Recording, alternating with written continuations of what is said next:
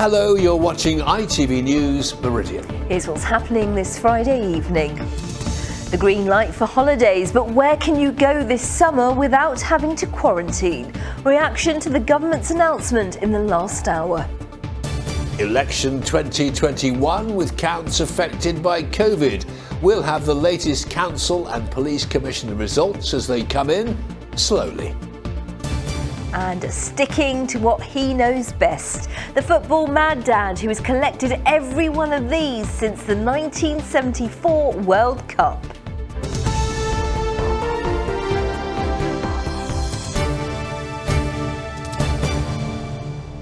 Good evening to you. In the last hour, a list of countries that people can visit without quarantining on their return has been announced. The Transport Secretary Grant Shapps says the new rules will come into effect on May the 17th. Well, as expected, it is a traffic light system with countries rated green, amber or red according to COVID risk. But questions remain. How long will this stay in place? And is it enough to give the travel industry a much needed boost? With more, here's James Dunham. For every cruise liner berthed in Southampton and row upon row of plane parked up at Bournemouth, Heathrow and Gatwick, the traffic light system is a major milestone for this industry to restart. We understand that we're not going to get back to where we were in 2019 overnight. We are still living in a world with COVID, although hopefully things are improving, especially here. So a traffic light system where we say, look, we know that there are some countries from which travel is not going to be possible because of the risk. The red countries, that's fine. But equally, we do need to see those green countries where it is safe to travel, and that we can get people moving again where the risk is low. The government plans offer sunshine with strings attached. Even returning from a green country requires purchasing a COVID test, while it's self-isolation for amber zones and costly hotel quarantine for red. Each destination will be reviewed every few weeks based on infection and vaccination rates, with travel operators hopeful of a better summer. Certainty is absolutely key, and making sure that we have something of a summer season, because there is no doubt that Brittany Ferries as a business, like very many businesses in the travel sector, is really struggling, needs a summer season this year to get into 2022. Of course, for the restart to be successful, there needs to be passengers. We spoke to people in Didcot.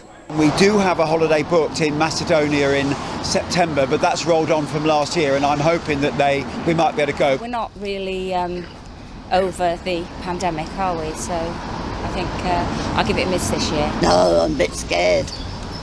With all these different viruses, the bits of them, might get one of them and then bring it back. No. That caution creates challenges for people like Fiona Bateman, who is a travel agent in Brighton. We're trying to take away that uncertainty. What I've been saying to customers is, if you cannot afford for a change in the destination's colour, then you need to try and do your staycations. International holidays can resume a week on Monday. Well, James is in our newsroom for us now. And James, still a request for caution, though. Indeed, Fred, in the last hour, Transport Secretary Grant Shapps told a press conference that these are tentative steps, particularly as other countries are not as far through their vaccination programme, with infection rates still high. Essentially, it's not us, but them. More new cases of COVID have been diagnosed around the world in the last 7 days than at any time since this pandemic began. And nobody wants to go back into lockdown. Not ever. And that's why today's announcement, removing the stay in the UK restrictions from the 17th of May, is necessarily cautious. We must make absolutely sure that the countries we reconnect with are safe, that their infection rates are low and that their vaccination rates are high. Well, the green list is made up of Portugal, Gibraltar and Israel, to name a few, while countries like Spain and France are on the amber list. We've got full details on our website, itv.com/Meridian. And for the industry, they really do have everything crossed that this is the start of a long road to recovery. Because, of course, Fred, so many jobs in our region are reliant on our airports and ports being open for business. Absolutely, James, in the newsroom. Thanks very much. It's been announced today that all under 40s will be offered an alternative to the Oxford AstraZeneca vaccine due to concerns about very rare blood clots. So far, there's been 242 reports of blood clots out of 28.5 million doses given. The move has been described as a precaution.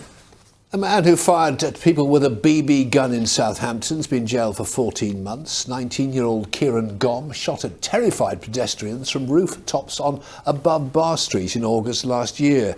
People cowered in doorways. He pleaded guilty to possession of a firearm with intent to cause fear or violence.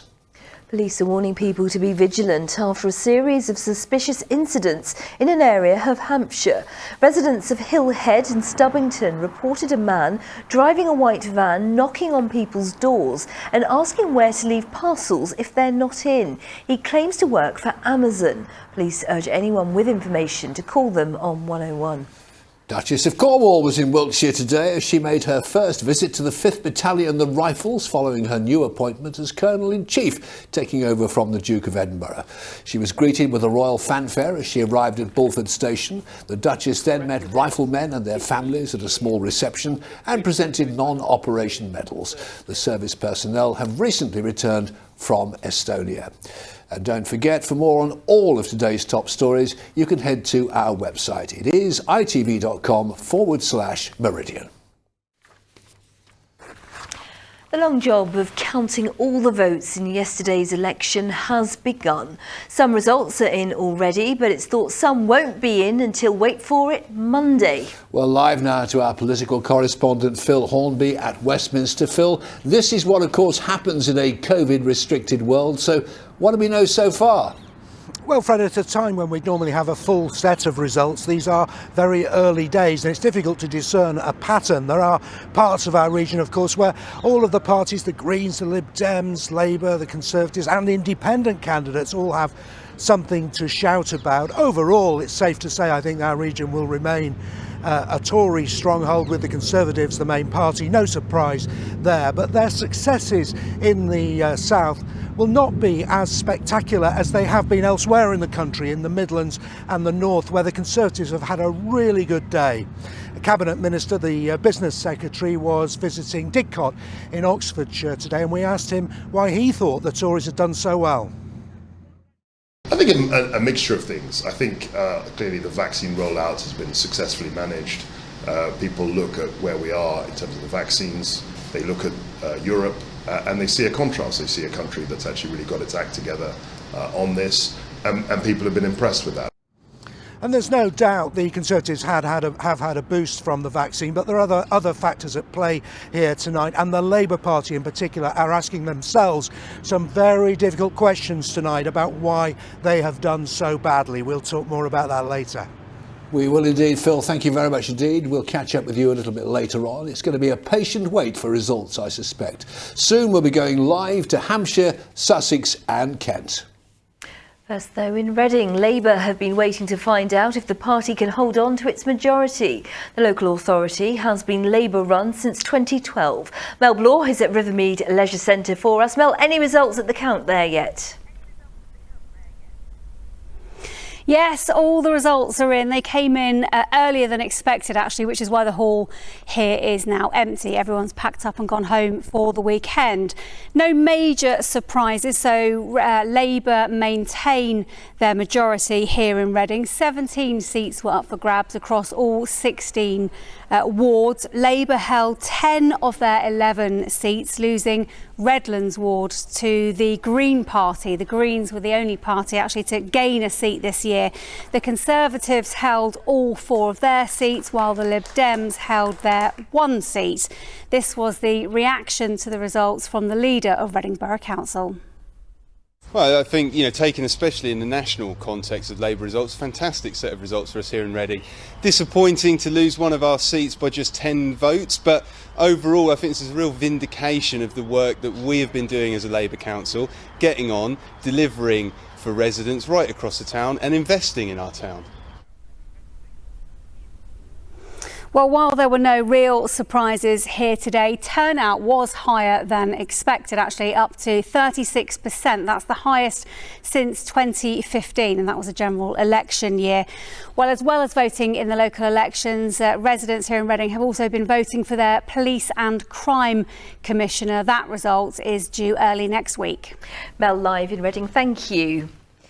So let's look at what results we know so far in the ITV News Meridian region. Remember, these results will be announced over the next 3 days and only a handful have been declared so far. So far, no county councils have declared their results. Well, of the region's unitary authorities, as we heard, Reading Council remains Labour with 29 councillors. The Conservatives are second with 10 councillors. That's down 1.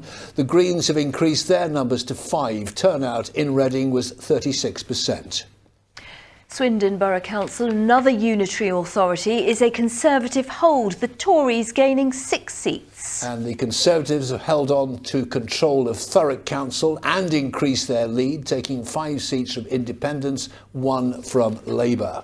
Of the region's borough and district councils, Labour has held control of Hastings Borough Council with 19 councillors but has lost 5 seats. The Conservatives in Hastings have gained 4 and the Greens have gained their first seat on the council in Old Hastings. Right, to County Hall in Kent now, where the Conservatives have controlled the council for almost the entirety of its 130-year history. John Ryle is live for us there. John, there have been 1 or 2 small surprises so far, I understand. Yes, they have, Fred. As expected, the Conservatives are on course to win a big majority here, though it may take a little bit of a dip on their 2017 performance. There have been some minor breakthroughs by Greens, Liberal Democrats, Independents. The Liberal Democrats won an unexpected victory in Sevenoaks. Here's what the winning candidate there had to say. The party's doing what the party does best, which is listen to local people, formulate a programme that is absolutely in tune with what local people want, and earning their trust by putting that into action. And that's what I hope to do over the course of the next 4 years. Well, I'm joined now by the leader of Kent County Council, Roger Goff. Good evening. You're going to take a little bit of a hit on your 2017 results. What's your reaction? How have you done? Overall, we're delighted with this outcome. Yes, it is likely that we will be a little bit down on 2017, and losing any of our colleagues is always, we have very good councillors who have lost their seats, and that is always very sad. But overall, it's not much of a dip. 4 years ago was the absolute peak at the time in the run-up to the 2017 general election, and we've seen, in fact, a very strong performance. At the moment, we're on 57 Conservative councillors, 15 opposition, and a number of seats still to declare. Okay, thank you very much indeed. So there we are. I think I worked that out to 8 or 9 declarations still to come. John Ryle at County Hall in Kent, many thanks. Well, it's been an election process like no other. Normally, by this time of day, we would have a pretty good idea of the region's political map, but COVID has slowed down the counting process. Certainly has, and of course, voters going to the polls yesterday really did notice differences too, as Rachel Hepworth will tell us. These are the sorts of images we're used to seeing on election night. Anxious huddles, long nights of no sleep, crowds of party supporters, and the highs and lows of political careers being made and taken away. This year, of course, there's the same politics, but the process feels very different.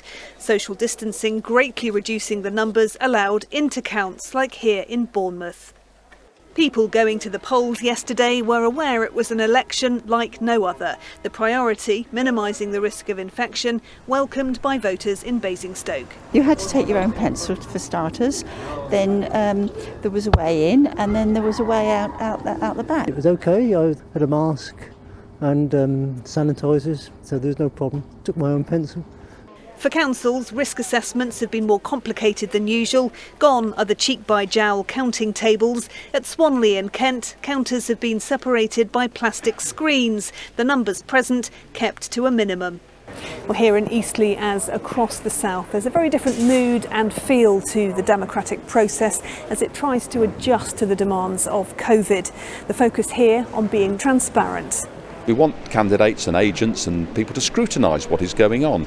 Normally it'll be a real buzz of activity and you'll see people walking about. It's much more gentle and more sedate, which is good in many respects, but maybe it's lost a little bit of the character.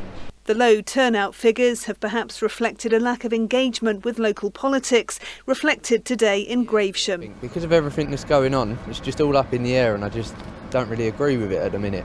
To be honest, I completely forgot, and by the time I realised it was a bit too late to walk round there. Perhaps next year there'll be renewed enthusiasm and we'll return to the more dramatic scenes of the past. Rachel Hepworth, ITV News.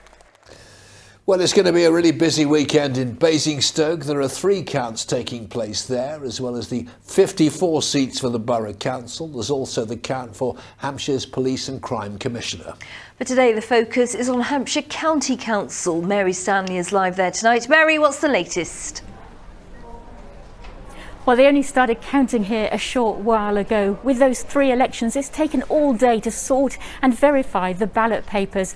As you say, today here they're counting the Basingstoke seats on Hampshire County Council. That's 10 out of 78 seats, the rest being counted elsewhere in the county. And that authority currently under Conservative control. On Sunday, they'll count the votes for Basingstoke and Dean Borough Council. All 53 seats are up for grabs there, and no party has overall control. The leaders are feeling optimistic. Well, I think we'll be able to hold on to most of them, most if not all of them. But, you know, it's not over until we see the results of the count, and we'll have to wait till Sunday for that. I think we might possibly gain a seat or 2 on the county. A lot of the seats are very close to call, and I think that's indicative of the times we live in. We've had some really good reactions on the doorstep. People have engaged with us, but also they've given us their concerns. They want a council who's a can-do council, and we can do if we get a majority. Well, this building is usually used as the tennis courts for the Hampshire Hotel, now a scene for a different match. And a lot of the people here that are counting the ballots are here in family bubbles. And a lot of measures have also been put in place by the council. We're told they've had to order 8,400 extra face masks and 300 litres of hand sanitizer. Mary, thank you. Well, both East and West Sussex County Councils are being counted today, so let's head live now to Burgess Hill and Andy Dickinson, where counting's been underway since 3 o'clock. So what's happening, Andy? Yes, Fred, counting here is well underway, adding up the ballots for the Mid-Sussex area of West Sussex County Council. All 70 divisions of West Sussex are up for grabs, with the Conservatives defending a sizable majority. Hassocks and Burgess Hill South, though, has been one of the most contested seats, and that's just been held by the Liberal Democrats. There, almost 50% of residents voted. Elsewhere, the average is more like 40, and all parties at this stage, of course, trying to appear confident. We spoke to 2 of them. Certainly for political parties, it's been a really hard year to campaign normally. We've had restrictions on being able to talk to voters, but since we've been able to do that, we've been getting out and we've had a really good response on the doorstep. People have been pleased to see us, and people have had a lot of time to think about what's important to them and where they want to see the country going in the future. I think the mood on the doorstep was very clear that, you know, as we come out of the pandemic, people want to see politicians getting on with the people's priorities, making sure the economy is bouncing back, that we have jobs and growth and investment here in the southeast, and that we don't want party political games being played. And I think that's what the new county council, whoever's elected to it this afternoon, will need to get on and do. Now, with Worthing and Ada votes not set to be counted until tomorrow, we won't be getting an overall result until then, but in an area that's been blue now for more than 20 years, it's looking unlikely, at least at this stage, that that's going to change. We shall wait and see. Andy Dickinson in Burgess Hill, many thanks. Back now to Westminster and our political correspondent Phil Hornby. And Phil, still no results even for police and crime commissioners. No, I think we might get the result from Dorset this evening, but the rest of them will have to wait for the weekend or Monday. I think this really is a very long process, Sangeeta. And Phil, we've said it before, but what an extraordinary wait for results this time round. Yeah, and for Labour in particular, it's dragging out the agony. They've done okay in our region so far. We heard a very happy Reading Labour member earlier on. But across the country, the Labour leader says the results are bitterly disappointing, and they're asking themselves tonight, how do you appeal to voters in Reading and Brighton and Oxford and Canterbury, and at the same time appeal to traditional Labour voters in the north of England? And is Keir Starmer doing a good job? Lloyd Russell Moyle, the Labour MP for Brighton Kent Town, tweeted last night that he didn't want valueless flag waving and suit wearing. That was a dig at his leader. He said the left should be brought to the top table and not pilloried. And I think the big story coming out of these local elections is going to be the future of the Labour Party. Are they going to become a party that can appeal to a reasonable number of voters in the south, but lose their traditional support in the north of England? And if that happens, what does Sir Keir Starmer do? Rather him than me. Phil, thank you very much, and we know that you're working all weekend. Good luck, and we'll see you again on Monday. Thank you. Right, now for the sport with Andrew Page. And Andrew, in the immortal words of Elvis Presley, it's now or never for our football teams. It's the end of the season in the Football League this weekend, and Portsmouth and Oxford United are battling to clinch the last playoff place in League One. Pompey will grab that spot if they beat Accrington Stanley. The Portsmouth fans have really missed cheering on the team at Fratton Park. Will you give them something to cheer about at home on Sunday? They've missed us. I would argue that we've missed them more. I don't think there's a football club in the country that has missed their supporters as much as Portsmouth, because we know how invaluable they are to us and what influence they can have on the outcome of games, particularly at Fratton Park, but also when the numbers that we carry to away games. In life, we all need something to look forward to. We all need a little bit of hope, and that's what we're aimed to do come Sunday. Oxford United say they're ready to pounce if Portsmouth slip up. Talking before the visit of Burton, the U's manager says being in charge during a pandemic has been tough, but he'd love to make the playoffs as fans may be allowed back into stadiums. It's just been amazing. It's been one big push where we've all struggled through different moments, mentally, physically, being here, not being here, regulations we've had to work under. But the big positive for us is that we might get a chance to see our fans again if the results are positive. That's the biggest source of motivation I think you need as an athlete. It's a very different picture for Southend United. Another protest is planned by supporters before their final game at home to Newport tomorrow. The fans angry with owner Ron Martin after their side dropped into the National League. The whole attitude, the whole mindset, the whole mentality, it all needs to change as well for Southend to be progressing forward again. And I just hope it does. It deserves to be there because of the way that it's been managed and the decisions that have been made. There can be no excuses. There can be no complaints. They've got what they've deserved, but it really is really heartbreaking. So our teams are in action across the weekend. Tomorrow, the final round of games in the Championship are at 12:30, in League 2 at 3 o'clock. And on Sunday, it's high noon for our teams in League 1 and in the Premier League, which has 2 more weeks to go. Now, a football-mad dad from Brighton is celebrating after collecting every Panini sticker since the 1974 World Cup. Simon Livermore has been collecting for decades and was rewarded with his very own giant sticker. From the beautiful football of the Brazilians to England's heartbreak at the Euros, Simon Livermore has the lot. When I was a kid, like in the 80s, this is what everybody did, you know. In the playground, you had your pile of stickers and it was that got need, and you had this encyclopedic knowledge of the ones you needed. And the kind of buzz of it never really left. It obviously got harder because, you know, at school you trade with friends and you can swap, and then when you go into the workplace and things, not so easy. From the World Cups and Euros to the English Premier League, the dad from Brighton now has all 23,000 Panini stickers, with the 1998 England badge recently completing the set. The hunt is the exciting part for it, finding those ones that are rarer or ones that you need, and when you get down to the last few, obviously it becomes more and more difficult. So now I've kind of completed it all. It is a little bit bittersweet, but then there's always others. There's other countries, there's other versions, there's new tournaments, there's always other things to keep going with. Rare stickers can cost up to £100 each, but Simon's collected by trading with other enthusiasts, even if his friends aren't entirely convinced about his hobby. Some of my friends are, supportive. Others kind of goes, this is what kids do. But it's a bit of a mixed bag. I think the thing is, though, now, a lot of the people that do collect are people my age. Yes, I'm sure there are a lot of kids, but I think it is that kind of 40 to 50 age bracket that brings back those childhood memories that are the big collectors and can afford to do it as well. To mark his achievement, Simon's been given his own giant sticker, which will take centre stage until the hunt gets underway again.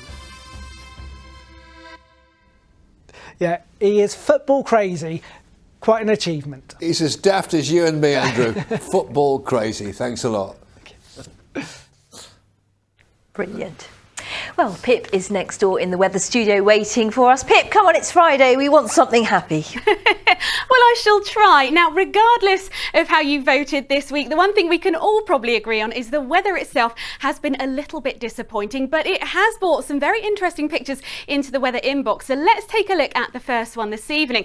Now, Bank Holiday Monday brought us a wind warning, and John and Jean sent in this snap. Any mariners among you will know that this is a wonderful example of something called spindrift, and this is spray blown off the top of a wave by gale force winds. Of course, much of the rest of the week has been marked by a mix of sunshine and showers, some of which have brought hail and thunder. Sandra Chapman snapped these stormy skies, and the grey streaks coming from the bottom of the cloud are known as virga, which is essentially rain that's evaporating before it reaches the ground. So we've had the wind, we've had the rain, and it's also remained on the chilly side. Overnight frosts have been bad news for newly emerging plants, but a vineyard on the edge of the South Downs was not to be defeated. Simon Newman sent in this snap of candles lit amongst the vines, and these candles are known as bougies, and the combination of the warmth created and the blanket effect from the smoke helps to protect the new buds from frost damage. How about that? Pip, wonderful pictures. All we need now is some wonderful weekend weather, which you can't give us, can you? I can't. No, there will be some sunshine, but all looking pretty unsettled. Small compensation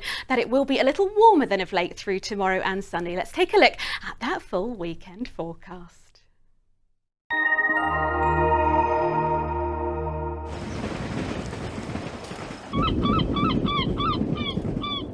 Great Western Railway sponsors the ITV Meridian weather.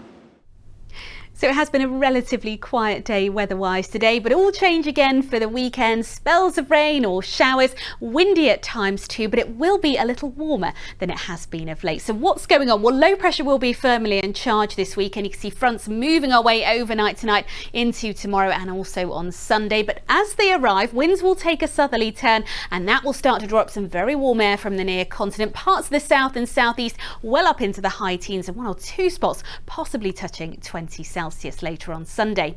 But out there at the moment, all looking very quiet. So a dry and clear start to the night, but it won't be long before we see thickening cloud and rain pushing in from the southwest, and the winds starting to whip up once again as well. All of that will help to bring the temperatures up though, and I think by the end of the night, probably hovering at around 5 or 6 Celsius for many of us. So tomorrow morning then, a wet start, a windy start, but the rain will soon start to pull away northeastwards, and for much of the afternoon, for many of us, it should be a largely dry picture. Quite a bit of cloud on the scene. The temperature's very sunshine dependent, but where we do see any breaks in that cloud, we could easily be up to around 16, 17, locally 18 Celsius in some spots. But of course it will be windy, and that will make it feel just a touch fresher. High tides for tomorrow then for Poole, 9:15 in the morning, 9:15 in the evening, and for the next few days, further showers on the way. Some of them could be thundery. Great Western Railway sponsors the ITV Meridian weather.